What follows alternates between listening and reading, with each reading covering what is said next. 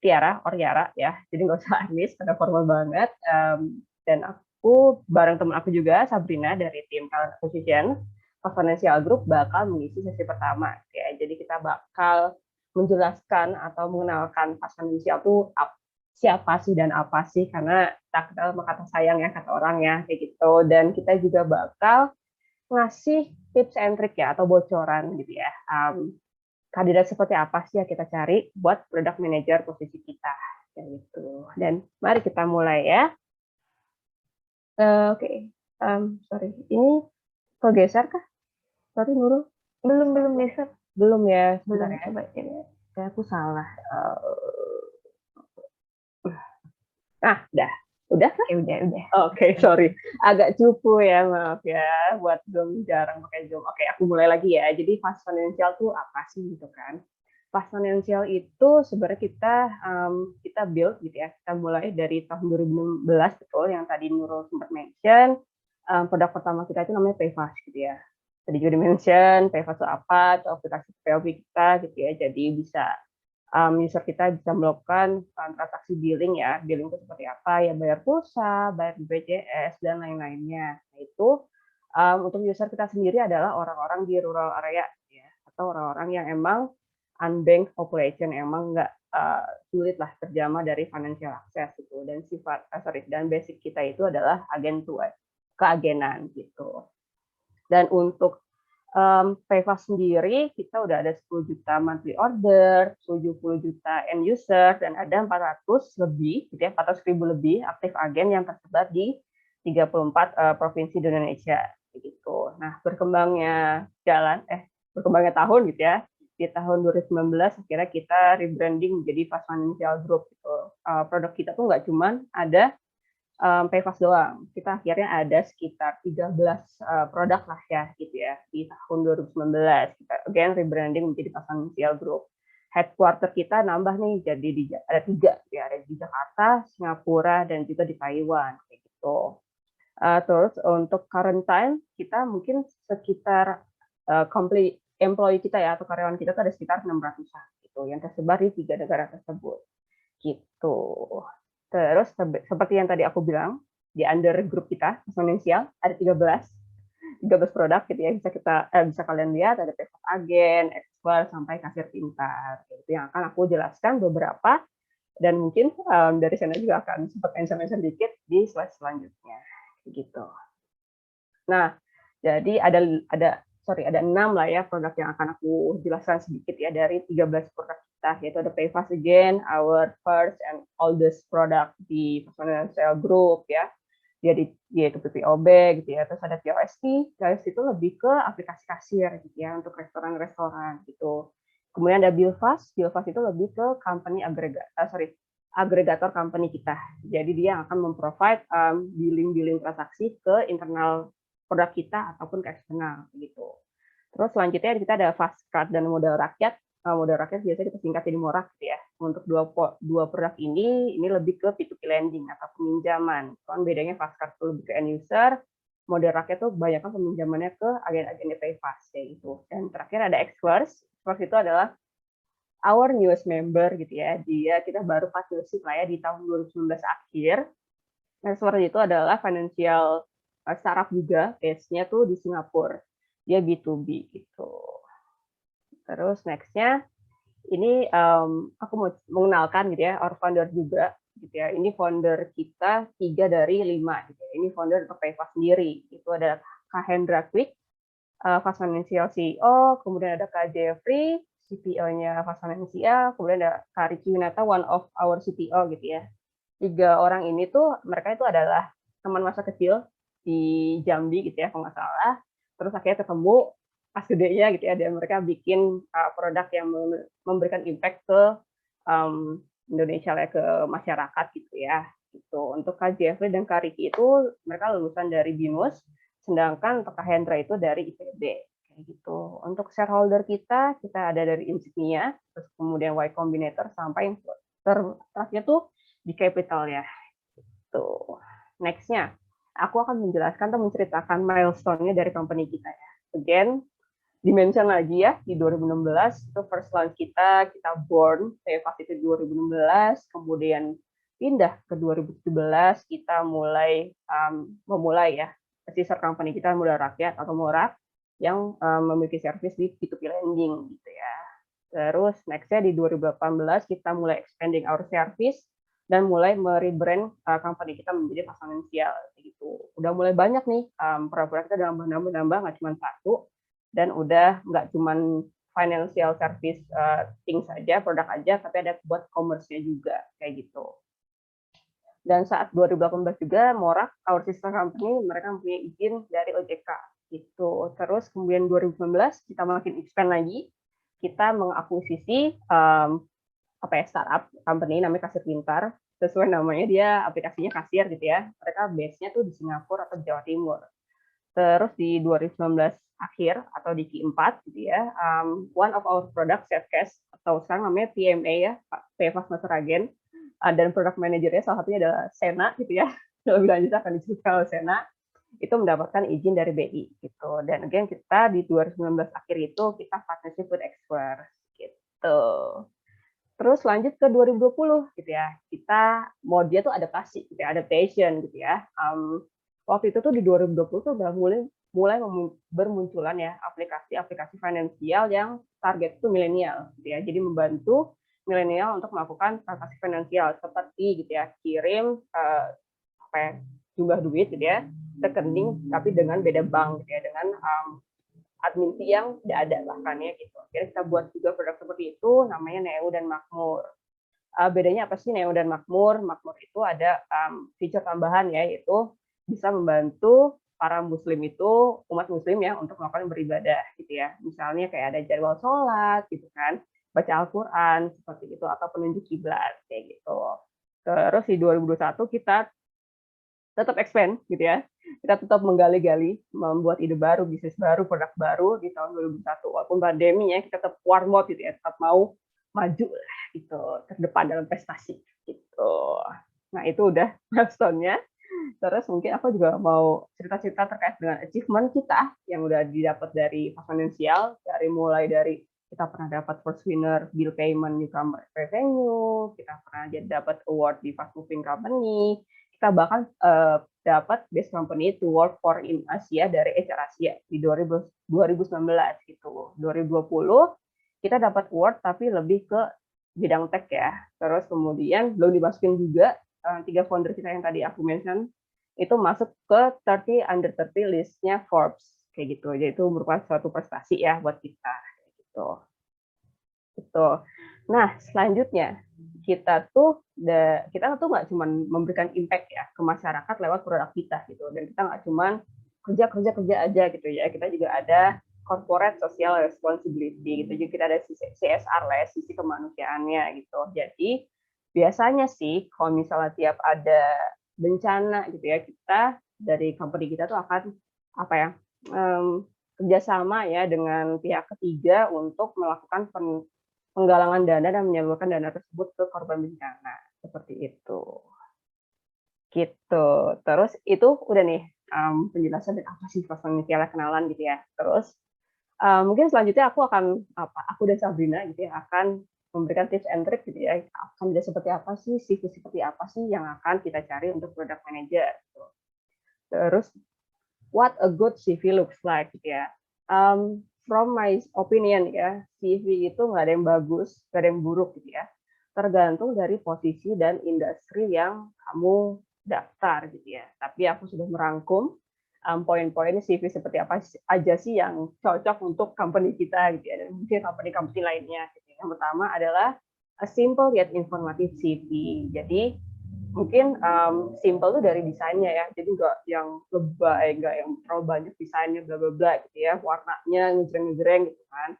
Mungkin kita lebih prefer untuk CV yang mungkin backgroundnya putih ataupun yang kalem-kalem gitu ya. Tapi again, ini tergantung dari posisi atau industri yang kamu daftar. Misalnya posisinya emang kamu daftar buat untuk desainer atau graphic designer, kamu bisa menghias gitu ya CV kamu untuk menunjukkan skill kamu di CV kamu gitu kan, karena CV itu merupakan kayak kartu nama dari kandidat buat rekruternya kayak gitu. dan informatif lah gitu kan. Jadi kalau bisa sih dirangkum menjadi 1 sampai 2 halaman saja. Karena bayangkan sebagai recruiter ya, aku dan Sabrina, sehari itu kita bisa men-screening ratusan CV gitu ya. Jadi ada banyak kandidat lain yang masuk lah ya gitu ya. Jadi bayangkan lagi screening kita nemu screening yang background-nya hitam gitu ya, tulisannya merah, tulisannya gede banget, semua tulisan kecil banget gitu ya. Itu akan membuat recruiter susah untuk membacanya dan kemungkinan untuk di-skip-nya tuh cukup besar kayak gitu ya. Jadi keep it simple yet informatif guys for your CV gitu. Second poinnya adalah mungkin bisa kalau put summary of yourself gitu ya. Nah, biasa di atas tuh ada kalimat atau paragraf ya, itu kayak overview terkait kamu buat para rekruternya. Jadi kita bisa baca nih summary kamu di situ gitu. Biasanya apa sih isinya, kayak experience kamu, kayak kamu udah berapa banyak experience, berapa tahun gitu kan, yourself seperti apa, kamu adalah orang yang rajin, data driven, bla bla bla, bisa disebut di situ, ataupun karir goal kamu tuh ke arah mana gitu ya. Put summary of yourself gitu kan. Summary-nya juga bisa again depend on posisi yang kamu lamar gitu ya. Kalau misalnya emang ngomongin kamu lamar sebagai product manager, put summary-nya emang yang terkait dengan si product manager itu gitu. Terus yang ketiga tuh please put your contact information, tapi yang aktif ya, kayak nama, kontak number, dan email. Jadi sangat berguna dan penting agar recruiter itu bisa mengkontak kamu for next process gitu ya. Mungkin buat yang kontaknya yang aktif ya, kayak gitu. Gak usah tuh di-put kayak tinggi badan, gitu ya, berat badan, gitu ya. Itu nggak kita require untuk posisi product manager. Again, ini tergantung dari posisi yang kamu daftar gitu ya. Kalau misalnya kamu daftar as a model mungkin ya, mungkin itu perlu dan require. Kalau misalnya sebagai product manager itu enggak, jadi nggak usah di-put gitu. Terus nextnya, please put relevant experience and skill. Again, tergantung dari posisi yang kamu daftar. Sebagai product manager, of course, please put relevant experience dan skill yang terkait dan nyambung lah ya sama product manager gitu. Terus selain put your job desk gitu ya, kamu juga bisa put your job output atau achievement gitu. Untuk contohnya akan kita show gitu ya, CV salah satu product manager kita yang ada poin-poin ini kayak gitu. Yang terakhir, please check your CV before you send and submit it to recruiter gitu. Jangan sampai ada grammar yang salah, typo yang salah, seperti itu dan lain-lain gitu ya. Ini sangat penting ya, misalnya gitu ya, kamu daftar sebagai content writer atau sosial media yang harus bikin caption di sosial media gitu ya, sosial media officer gitu ya. Terus CV kamu tuh kamu ada yang typo gitu kan. Nah, recruiter tuh akan men-skipnya karena kemungkinan typo kamu tuh akan kejadian lagi saat kamu bekerja. Kayak gitu. Begitu, itu secara general ya. Nah, ini again contohnya CV from of our product team ya. Ini bukan punya saya kok, bukan punya orang lain gitu ya. Again, mungkin tadi yang aku infoin di CV ini ada summary dia gitu ya, overview kita lah ya, overview kandidat untuk recruiter. Terus dia juga put skill-nya yang emang berhubungan dengan product manager, seperti ada communication, collaboration, analytical skill, terus sampai ada agile dan scrum kayak gitu. Terus ada kontak juga, aku close. Dia put kontak gitu ya, kontak yang aktif gitu ya. Terus untuk work experience, dia put detailnya, dia nggak cuma put job desk-nya, tapi juga ada key achievement-nya gitu. Kalau misal product manager tuh achievement-nya bisa kayak kamu menambahkan user untuk produk tersebut gitu ya, penggunanya, atau kamu meningkatkan rating untuk produk tersebut seperti itu. Terus ada bagian sertifikat ya, sertifikat atau training bisa kamu put, tapi again put yang relevan aja gitu untuk posisi-posisi yang kamu daftar kayak gitu. Begitu. Mungkin sekian dari aku. Mungkin bisa dilanjutkan dari teammate aku Sabrina. Silakan Sab. Thank you. Oke, makasih ya Yara udah jelasin banyak tuh tadi tentang company profile, kemudian tadi juga udah dikasih tahu tips and triknya kalau CV yang bagus tuh kayak gimana, terus yang biasa kita lihat dari CV apa sih. Nah, sekarang kita akan masuk ke ranah HR interview. Jadi di sini aku bakal jelasin apa sih sebetulnya yang kita lihat pada saat kita interview kandidat nih. Poin-poin apakah yang jadi pertimbangan utama dalam kita menentukan kandidat ini kira-kira bisa lolos atau cocok nggak sih sama perusahaan kita. Nah, hal pertama nih yang biasanya kita lihat itu terkait dengan person to job fit-nya.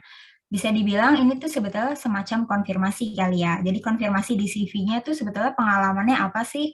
Terus berhubung ini terkait dengan product manager, jadi kita pasti tanya nih, pas project experience-nya apa, kemudian skill-nya apa. Terus kita juga biasanya tanya lebih dalam, scope of project-nya sebesar apa sih, udah nge-handle dari end to end kah, atau mungkin cuma ngerjain beberapa part aja, atau mungkin tim membernya totalnya ada berapa, report line-nya ke siapa, itu tuh hal-hal yang biasanya kita lihat. Soalnya itu juga akan menentukan nih kira-kira kandidat ini nanti ke depannya kalau kita masukin di tim tertentu ini kira-kira akan masuk nggak ya sesuai sama skill-nya dia gitu. Itu yang pertama, person to job fit. Terus yang kedua, kita juga akan lihat terkait dengan motivation and English skill. Jadi motivasinya itu biasanya itu terkait dengan karir plan-nya dia apa sih? Nih kandidat ini udah tahu nggak dia ke depannya mau jadi apa? Ataukah dia mau ternyata punya interest untuk pursue more career in other departemen, atau ternyata mau tetap lanjut di product management, itu bisa kita tanya di situ. Terus biasanya juga kita intip-intip dikit lah, tahu perusahaan kita dari mana sih, apakah mungkin pernah tahu ada reference yang pernah kerja di perusahaan kita, atau mungkin dia pernah tahu company kita dari mana, biasanya kita tanya tentang itu juga. Terus motivation ini sebetulnya juga untuk menyamakan ekspektasinya kita sama kandidat nih, karena kita tuh pengennya kita tuh tahu apa yang dicari sama kandidat kita, supaya harapannya juga kita bisa menyamakan lah perusahaan yang kita berikan ini sebetulnya sesuai nggak sama keinginan mereka. Jangan sampai nanti mereka tahu salah masuk perusahaan ya, atau kita juga tahu salah pilih kandidat ya. Nah itu yang kita hindarin di situ. Terus yang kedua di motivation itu kita juga cek terkait dengan English skill. Nah, ini penting nih, soalnya tadi kan dijelasin juga nih sama Yara ya, kalau di kita ini sekarang udah terdiri dari 600 member, dan member itu tersebar nggak cuma di Indonesia, tapi di negara-negara lain juga. Nah, primary language yang kita pakai tentunya pasti bahasa Inggris. Maka dari itu, Inggris pasti salah satu hal yang kita assess juga, karena itu bisa menentukan apakah kedepannya nanti communication might be an issue or not, gitu sih. Akan ada isu nggak terkait dengan komunikasi dalam bahasa Inggris itu. Terus yang terakhir kita lihat dalam HR interview itu terkait dengan culture fit. Nah, ini tuh poinnya lebih berhubungan dengan apakah sebetulnya personality-nya mungkin masuk sama personality culture kita, masuk nggak sama organisasi kita. Nah, salah satu yang kita lihat itu terkait dengan willingness to learn. Kenapa? Soalnya pastinya kita mau dong cari yang mau orang-orang yang mau terus belajar, terus bisa terus beradaptasi dengan teknologi baru. Berhubung kita sekarang berada di teknologi yang cukup canggih ya, jadi pastinya tiap tahun akan ada perubahan dong teknologi yang baru. Nah, kita cari orang-orang ini nih yang kira-kira dia benar mau terus update atau mengembangkan dirinya nggak untuk mengikuti perkembangan zaman gitu. Terus yang kita lihat juga terkait dengan problem solving.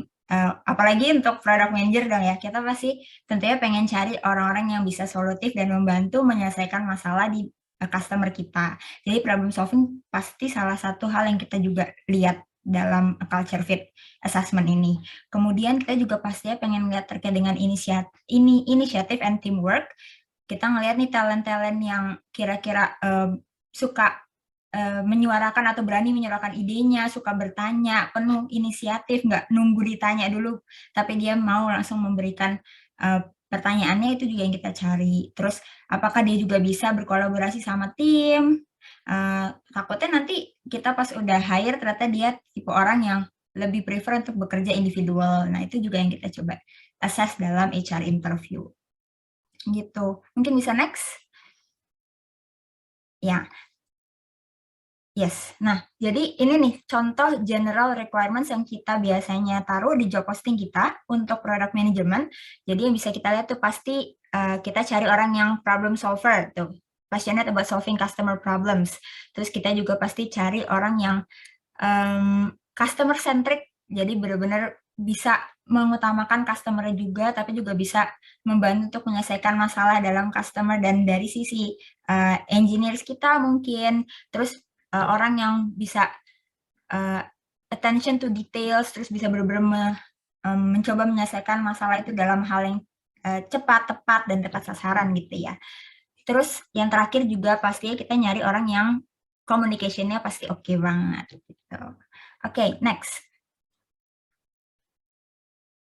Next. Nah, oke, jadi ini beberapa job vacancies yang kita lagi open sekarang di Fast Financial. Jadi sekarang kita lagi ada opening untuk product manager di card issuing, kemudian payments ID. Jadi ini salah satu nama-nama dari business unit kita ya. Dan untuk associate product manager kita lagi ada opening untuk PayFast Master Agent. Mungkin ini sebetulnya business unit yang nanti ke depannya akan lebih baik dijelaskan oleh Mas Sena. Karena memang beliau adalah salah satu PM untuk PMA ini. Terus kalau misalnya kalian mau lihat-lihat lagi job vacancy apa aja sih yang kita lagi open di Fast Financial, boleh banget bisa langsung scan barcode yang ada di situ. Atau mungkin kalian ketemu sama teman-teman atau mau nge-refer siapapun untuk posisi-posisi lain yang cocok, boleh banget bisa langsung open ke job vacancy kita aja. Oke, and the last one, tips and trick for HR interview dari kita. Please be confident, be yourself, and good luck. Oke, ini mungkin ini aja dari HR. Selanjutnya mungkin aku lanjutkan ke Mbak Nurul ya. Oke, waduh, menarik banget nih buat teman-teman yang pengen join jadi PM-nya PayFast. Udah dikasih tips and trick tadi, udah dikasih secret juga biar bisa keterima gitu, kerja bareng kayak gitu.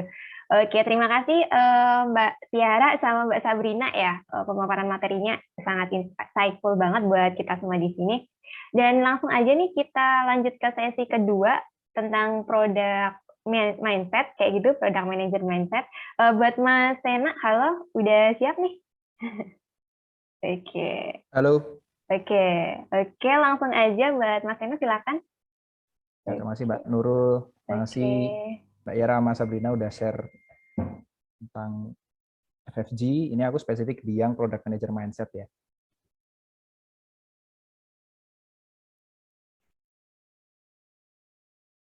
Muncul? Udah muncul. Ya. Oke. Mulai. Selamat sore semuanya. Kenalkan aku Sena Lubika. Di sini perwakilan dari Fast Financial. Sehari-hari sebagai lead PM di PayFast Master Agent. Tadi kayak Sabrina udah sampaikan ya, kita ada vacancy buat PayFast Master Agent. Nanti akan kita ceritain mungkin di belakang. Apa sih PayFast Master Agent? Kalau profilku pribadi, sebelumnya 5 tahun owning sama managing sebuah software house. Itu tuh role-nya CEO, I-nya everything ya, karena kan timnya kecil, jadi semua dipegang. Project manager iya, business analyst iya. Yang enggak tuh ngoding, karena nggak bisa. Desain kadang-kadang. Terus habis itu 2 tahun udah product manager di fintech. Sebelumnya di PayFast Agent, sekarang di PayFast Master Agent. Jadi apa sih product manager itu? Kadang tuh orang, kalau teman-teman memang masih awal-awal nyari product management ya, kadang ketemu istilah mini CEO. Ini nonton nggak drakor startup ya? Waktu itu nonton ya, sempat booming waktu itu ya. Teman-teman pada bilang, wah lumayan nih orang-orang jadi tahu gimana startup itu berkembang, di developnya seperti apa, inkubator itu apa gitu ya. Ya terlepas dari aktor aktrisnya cakep-cakep. Jadi apakah mereka mini CEO dari produk mereka gitu? Kadang-kadang kalau kalian cari artikel banyak yang bilang seperti itu. Sebenarnya enggak ya. Mini CEO ini tuh usaha untuk orang-orang untuk merangkum sebenarnya apa yang kita lakukan, tapi sebenarnya tidak sepenuhnya tepat gitu. Karena kebanyakan tim member kalian itu tidak report ke kalian. Mereka punya manajernya masing-masing. Kalian memang yang lead timnya, tapi manajernya bukan kalian. Jadinya kalau ada apa-apa yang dispute, itu bukan kalian yang akan bilang final say-nya gitu. Jadi kalian tuh harus banyak influencing. Jadi communicating sama influencing itu yang harus kuat. Nah, kalian akan banyak dapat alignment meeting tuh. Ini kalau kalian nggak hobi meeting, mungkin perlu dipikir ulang kalau mau jadi product manager ya. Gitu. Nanti akan aku jelasin lebih lanjut. Tapi kira-kira perbedaannya di situ. Ini ngasih contoh ya, tipikal team structure-nya itu seperti apa kalau product team. Utamanya itu ada 3, yaitu engineering, design, sama product.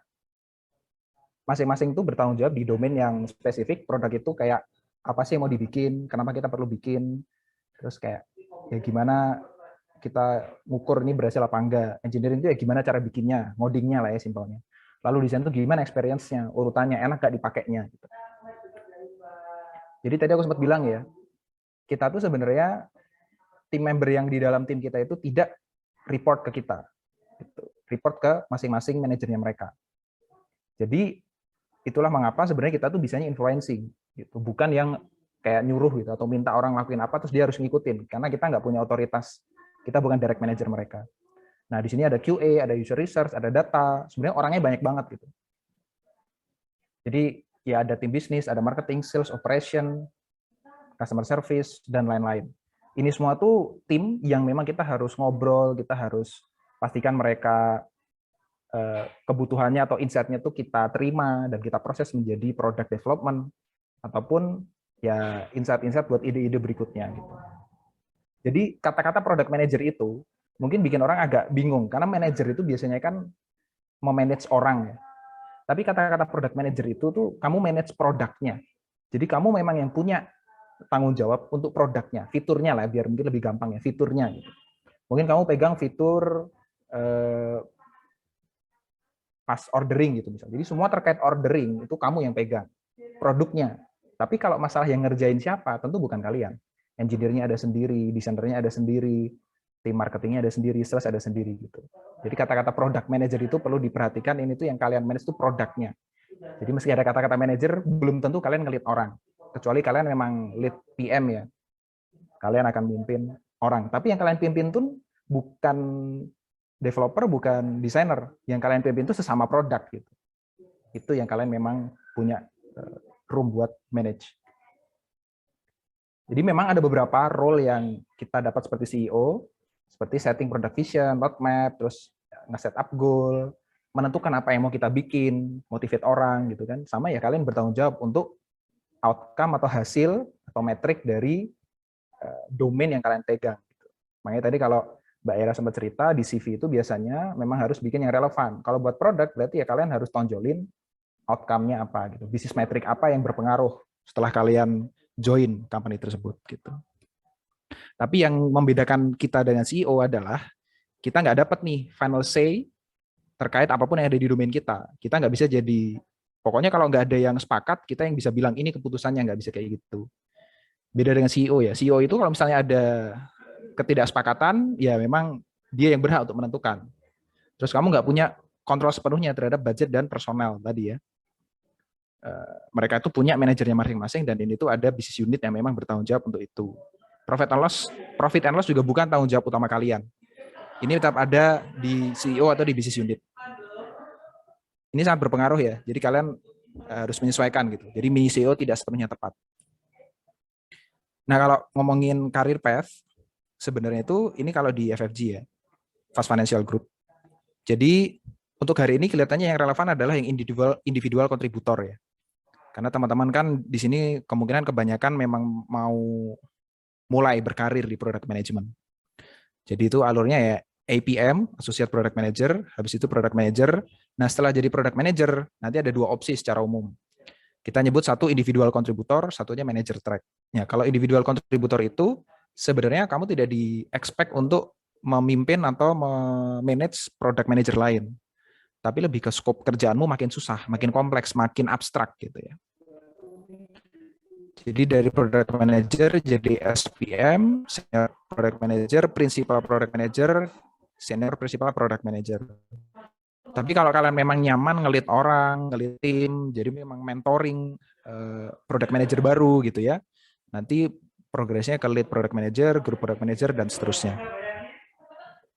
Nah, skill-skill apa sih yang dibutuhkan untuk kamu bisa jadi gitu, seorang product manager yang bagus dan dicari orang? Ini kalau di Fast Financial tuh untuk individual contributor ya, ada 5 temanya tuh. Validation, product strategy, leadership, planning, execution. Mungkin yang perlu diperjelas itu leadership. Kenapa individual contributor tetap ada leadership? Karena di sini kalau konteks managing itu tuh spesifik ya. Managing itu berarti ada orang yang report ke kamu atau kamu report ke seseorang yang memang bertanggung jawab atas progresmu secara karir. Nah, di sini leadership yang kita maksud lebih ke ownership terhadap suatu decision, terus ya mengambil keputusan dengan jelas dan cepat gitu. Sama bagaimana menginfluence. Lagi-lagi kata-kata kuncinya influence ya. Karena yang kamu punya itu influence, tapi bukan authority. Authority itu kayak ya jabatanmu, direktur ya kita ngikut omonganmu. Nggak bisa kayak gitu. Kalian harus nyari buy-in, harus jelasin alasannya, strateginya gitu, supaya tim kalian paham apa yang kalian maksud dan dilakukan. Validation itu fokus kepada memahami masalahnya gitu. Memahami user, datanya kayak gimana, apa sih problemnya.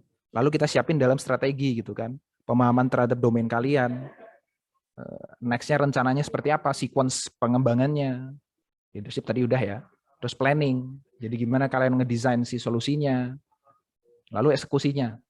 Gitu. Kalian juga bertanggung jawab untuk memastikan barangnya itu jadi launch dan ya dimonitor.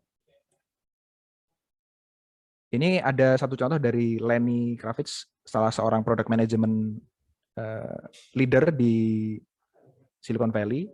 Ini urut ya. Jadi most important PM attribute dia nanya ke para PM yang senior gitu. Pertama itu leadership. Habis itu execution, strategi, impact. Ini ke sini ya. 1 2 3 4 5 6 7 8 9 10. Kalau kalian lihat yang teratas apa 3 ini? Leadership, execution, strategi. Ya ini yang utama kalian lakukan. Terus kalian akan dilihat dari impact. Tadi ya. Impact bisnis, impact revenue misalnya meningkat atau misalnya retention meningkat gitu. Jadi metrik-metrik yang memang relevan dengan domain kalian gitu. Jadi di sini mungkin aku menekankan kepada strategi dan eksekusi. Apa itu strategi? Ini strategi itu sebenarnya memilih dengan visi misi perusahaan, dengan resource yang kalian punya, bagaimana kalian akan menjawab permasalahan yang ada gitu. Strategi itu memang pilihan. Justru strategi akan memperjelas kalian ngelakuin apa dan tidak ngelakuin apa. Gitu. Kalau emang resource banyak, opsi bisa bebas ya itu nggak perlu strategi. Strategi itu memilih di mana kalian mau main gitu. Kayak kalian melihat celah market di mana, oh ada celah di sini, caraku menjawab celah itu adalah seperti ini gitu. Itu yang memang tiap perusahaan akan berbeda-beda. Lalu eksekusi. Kalian itu, tapi eksekusi ini mindset-nya bukan berarti kalian hanya project manager ya. Nanti akan aku jelasin bedanya product manager dengan project manager. Tapi eksekusi itu intinya prioritisasi dan proses. Memastikan lagi-lagi komunikasi, eskalasi, banyak ngobrolnya sama orang gitu ya. Kebanyakan memang itu soft skill. Perlu disadari ya, ini bahkan top 10 ini mana? Yang teknikal hampir nggak ada ya. Kebanyakan itu soft skill. Bagaimana komunikasi, bagaimana eksekusi, membuat orang align dengan apa yang kalian ingin buat gitu kan, visi. Ini memang barang susah ya, agak fuzzy kan. Soft skill ini gimana cara ngelakuinnya? Terus project versus product manager.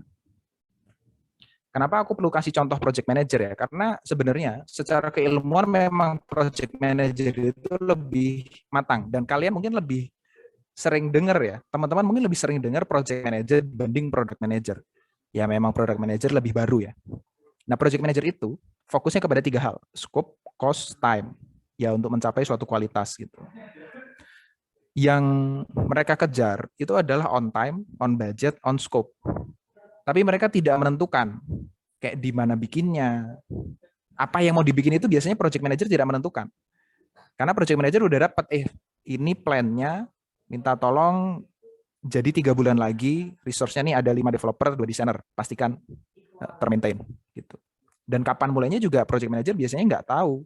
Karena yang memiliki project-nya bukan dia lebih ke maintain, pastikan project-nya terdeliver gitu.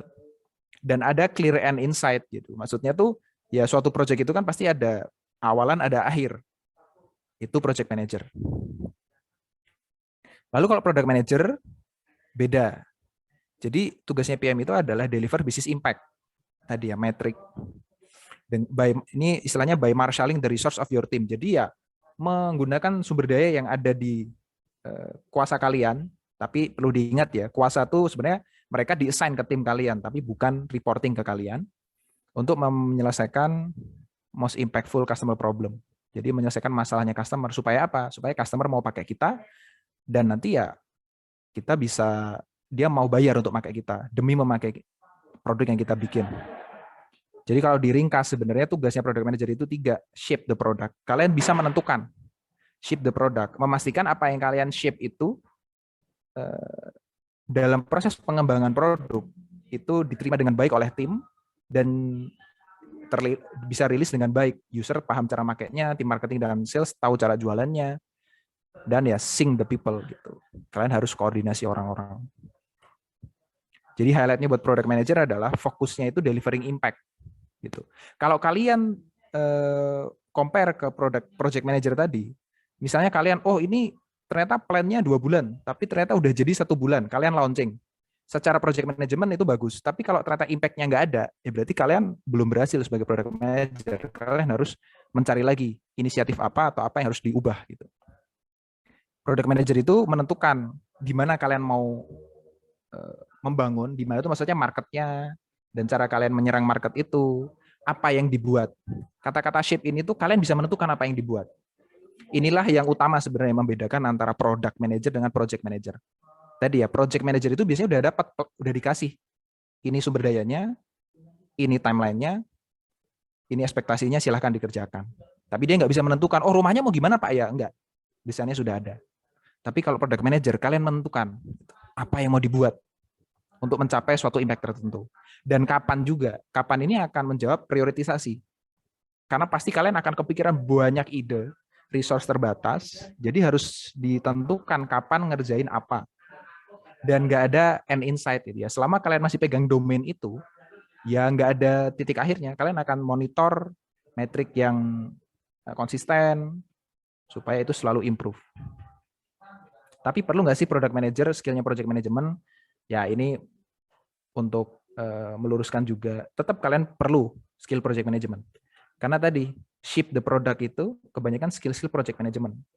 Kan percuma juga ya, kalian udah bikin konsepnya bagus, product requirement dokumennya bagus, apa yang mau dibikin jelas, tapi kalian nggak bisa maintain apa yang kalian buat itu sampai akhir launching dan dievaluasi keberhasilannya.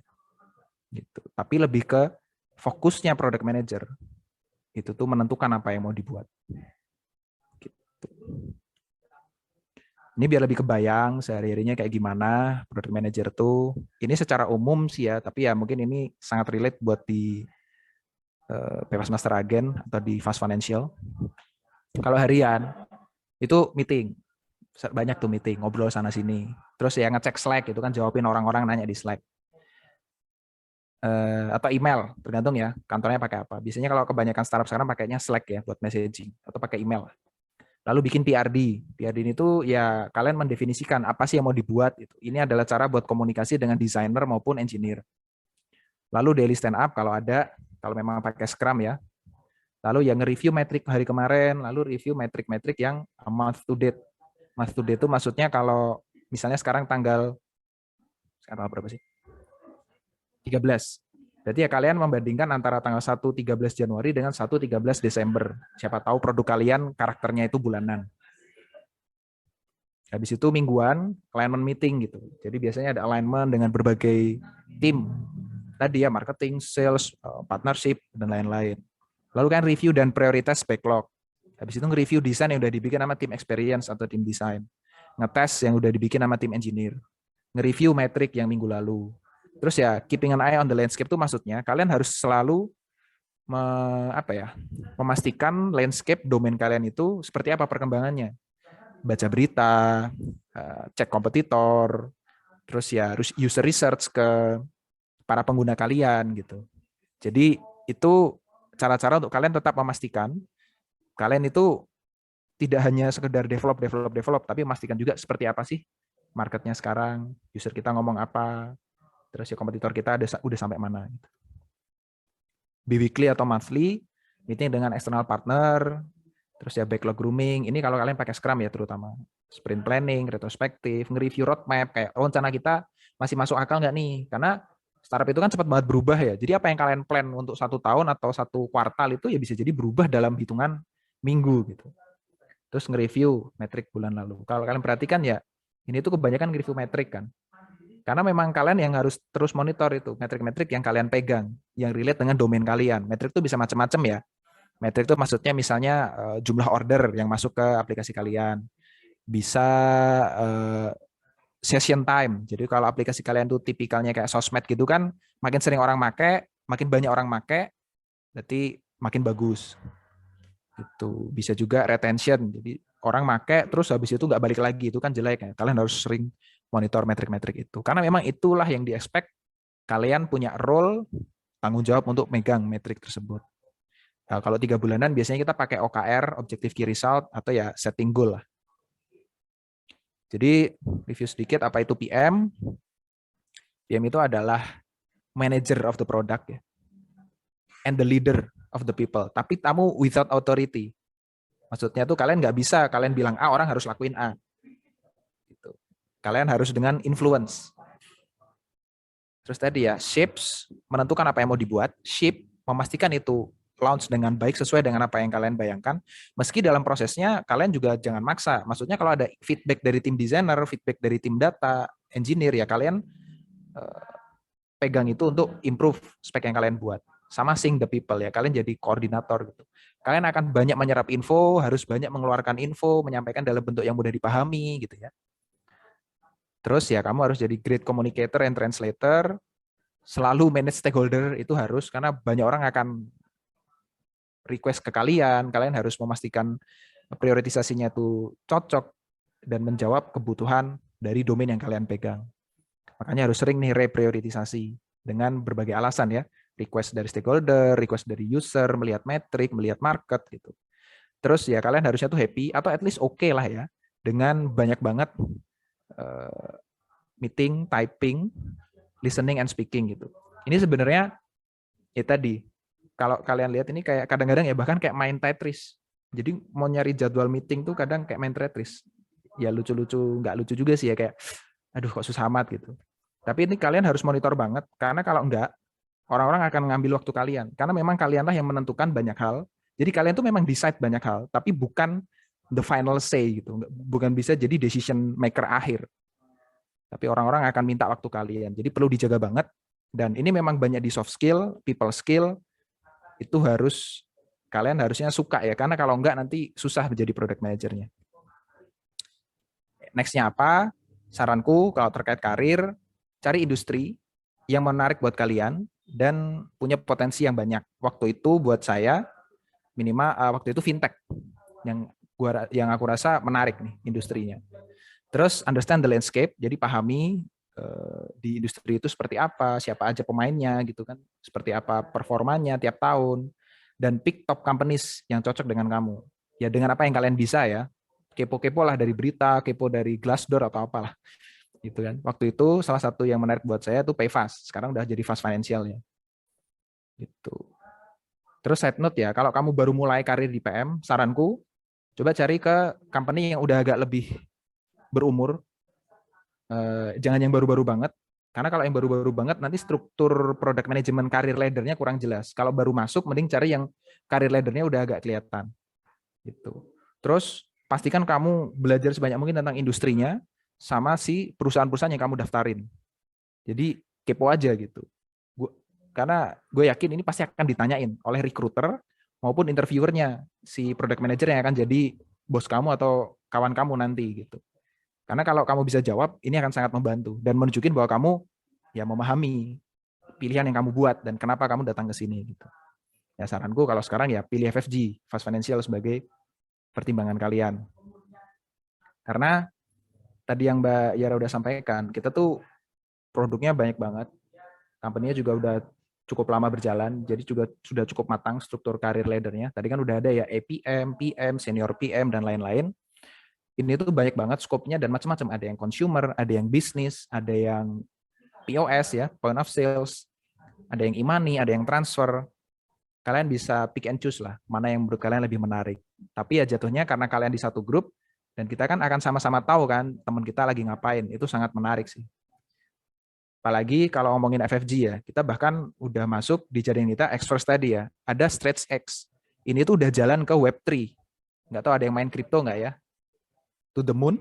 Atau ada yang main investasi kripto? Nah kita tuh bahkan gini ya, fintech yang biasa aja, yang non-kripto, itu tuh masih banyak ruang buat eksplorasi. Tapi Fast Financial itu bahkan udah masuk ke next-nya lagi gitu. Yaitu kripto. Jadi kayak emang udah apa ya, future proof lah, kelihatan melihat ke depan itu jauh. Dan satu lagi kalau buat gue pribadi minimal ya, fintech itu menariknya adalah karena ini yang di bold, risk legal compliance-nya. Fintech itu heavily regulated ya. Jadi kalian akan banyak belajar aturan, banyak memahami apa yang boleh, apa yang enggak. Tapi justru mungkin yang seru adalah memahami apa sih yang boleh, apa sih yang enggak, apa yang tidak diatur. Jadi kalian bisa melihat potensi gitu. Dan kalian bisa tetap main di dalam koridor, tapi bisa berinovasi di dalam koridor itu. Ini pengalaman dari gue pribadi minimal ya. seru. Belum tentu ini di industri lain itu ada seperti ini. Tapi kembali kepada minat dan kesukaan kalian. PFAS Master Agent itu dulunya awalnya PFAS Agent. Ini awalnya ya. Kita memang konsepnya adalah financial access for everyone. Kita di sini mungkin bukan marketnya sebenarnya. Karena aku bahkan pas join itu juga bukan user. Kita di sini bisa jadi orang-orang urban yang memang kebiasaan tuh ya udah biasa pakai e-money, udah biasa pakai neobank ya. Kayak dari Genius, Cbank, siapa yang pakai Cbank? Bunga 7%. Ya, jadi emang itu berbeda sekali gitu. Kalian mengira, oh ngapain kita ngehandle unbank? Kan yang, bayangin ya, ada orang yang memang bayar listrik, itu tuh masih nggak pakai mobile banking. Mungkin buat kita-kita yang muda ini aneh, ngapain sih harus datang ke warung? Ya mobile banking aja kali. Gitu. Memang beda marketnya. Dan masih banyak hal yang kalian perlu eksplorasi baru memahami asiknya apa gitu. Di sini kita ngasih akses kepada orang-orang yang memang lebih pemilih untuk datang ke warung karena uangnya cash, jadi kita provide agen-agen yang bisa menjadi pengganti ya, quote unquote pengganti ATM maupun cabang bank. Tapi kita sekarang udah berkembang jauh, konsepnya udah financial access for everyone. Everyone ini tadi ya macam-macam. Ada consumer, ada yang memang kita awalnya kan keagenan. Artinya kan aplikasi kita dipakai oleh warung, lalu warung itu melayani konsumennya. Tapi kita juga create yang consumer app juga, tapi dengan market yang berbeda tentu. Jadi ini seru, fintech. Jadi kalau mau belajar lebih lanjut, ada beberapa opsi. Ini ada buku-buku yang memang sering direkomendasikan, Inspired dari Martika Gan, The Product Book, sama Shape Up dari Basecamp. Ada beberapa product leaders yang bagus, kalian mau follow di Twitter, LinkedIn, atau Substack. Nanti aku share slide-nya nggak apa-apa. Terus ya, tadi ya, sebenarnya bisa lewat apiary juga, karena begini, sebenarnya product management ini baru dan lagi naik, tapi kalau dibilang kuliah product manager itu ya nggak ada juga kali ya. Jadi memang sulit untuk masuk ke industri ini. Nah, alhamdulillahnya salah satunya kan ada Apiary Academy yang provide bootcamp untuk product manager. Sekian dari saya, kembali ke Nurul. Oke, waduh menarik sekali